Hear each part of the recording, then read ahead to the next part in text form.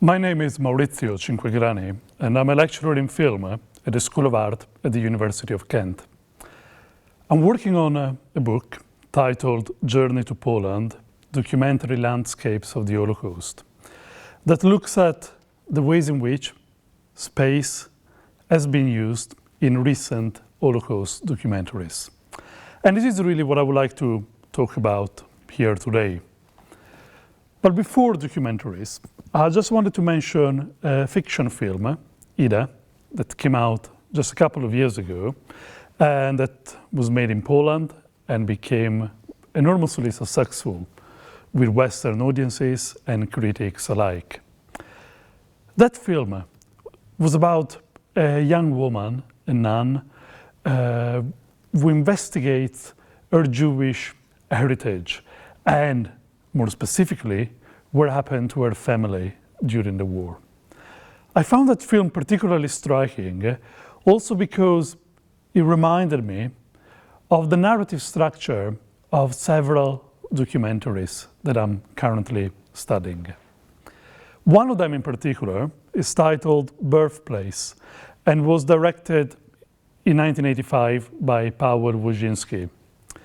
In this film, the documentary filmmaker follows Henryk Grimberg on his journey to the old shtetl, to the old Jewish village in eastern Poland, almost at the border with Belarus.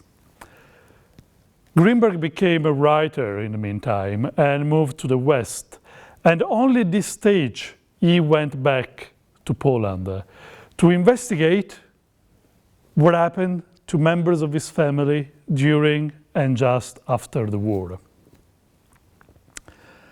And what he finds out is interesting and harrowing. His father was killed, not quite in the Holocaust, but by Polish neighbors at the end of the war. Birthplace, like many other documentaries that I'm investigating in my current research, is really revealing information about not only the traditional focus on the relationship between the perpetrators and the victims, but also between the bystanders, the people of Poland and other countries that were invaded by the Nazis, and the Jews and the victims of the Holocaust. And very often, these narratives are driven by survivors themselves, members of the post-generation, that is the children and the grandchildren of Holocaust survivors. Post-generation is a particularly important category for my research. It's a concept defined by Marianne Hirsch as a form of memory by imagination rather than by recall, that is experienced by the children of Holocaust survivors who have not witnessed the events that took place during the war, but somehow always had, if not quite the memories, the post-memories of these events, because the Holocaust and the events of the war, either by means of histories and narratives or silences, dominated their childhood in these families of survivors. So very often what we have in these films is a combination between a journey to the site where the events took place and the personal, the familial investigations that drive the survivors and their children and grandchildren. And what is revealed is a very complex landscape. Traditionally, documentary films, fiction films, had maintained a focus on particular locations, well-known locations. And for many years after the war, one of these locations was Auschwitz, as if the Holocaust was what happened in this very well-known death camp. But that's not quite accurate. The Holocaust is an incredibly spatial phenomenon that resulted in people being moved from one part to the other of Europe through deportation, and places being changed beyond recognition, places being created by the Nazis, like the death or the concentration camps, villages and neighbors that used to be Jewish becoming something else. So in many ways, I believe that the Holocaust can be understood in spatial terms. And my attempt is to look at a considerable number of documentary films that are visiting these places, that are exploring these places. The Shtetl, the Jewish neighbors, the sites of the former ghettos, the sites of the death and concentration camps. And that are looking at particular spaces, such as the ruins of old synagogues and cemeteries, or the marketplaces that were very often run by Jewish traders before the war. And these spaces have a lot to reveal about history, both familial history and collective history. And yet, it is always the case that these visits are characterized by a profound sense of absence and void. The places are, for the survivors, familiar and alien at once, because the people they knew, the communities they came from, are no longer there. So the task for the filmmakers is to find ways of filling these gaps, filling this void, filling this emptiness. And there are different ways in which filmmakers have approached this problem. One particularly interesting way is the juxtaposition between archival footage and present-day filming. Particularly interesting is the case of the amateur films made in the 1930s by Jews who had left Poland earlier on in the century, went to the United States, Canada, or other countries, and returned in the 30s with their amateur cameras, making short family movies about the old shtetl.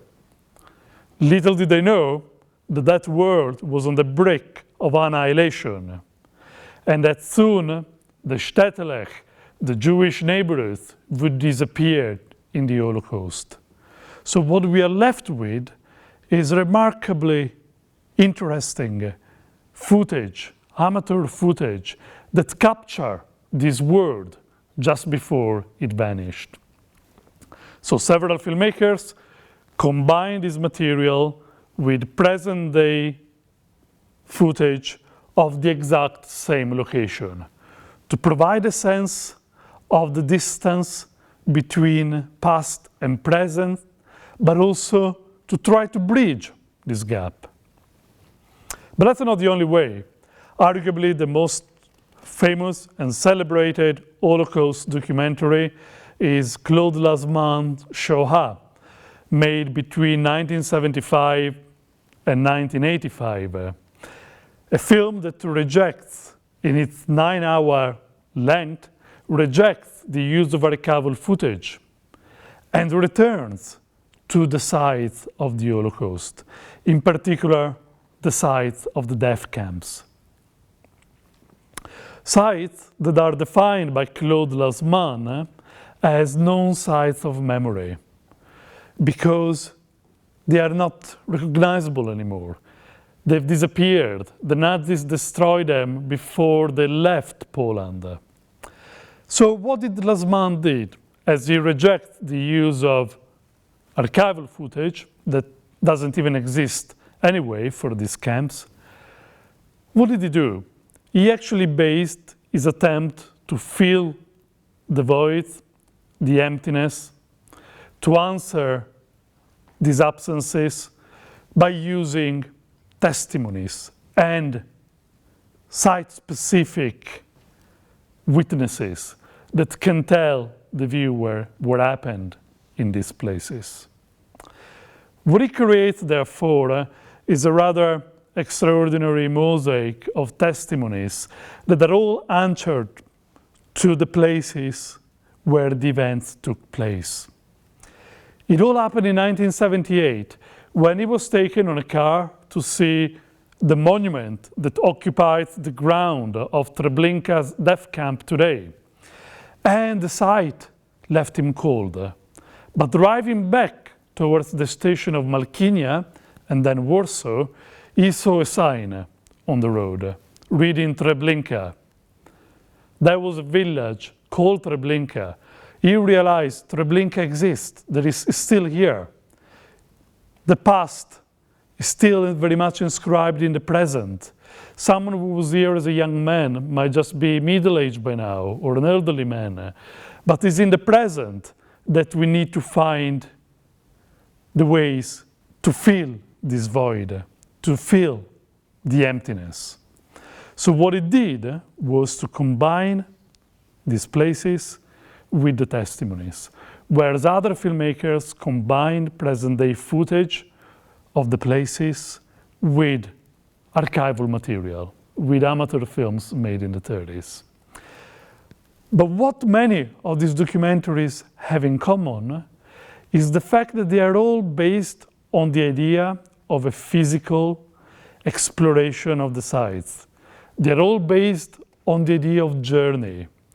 Whether it's a filmmaker like Claude Lasman, a survivor, a first or a second generation member of the family of a survivor, what these films have in common is attention for what are the landscapes of the final solution in Eastern Europe. Thank you very much.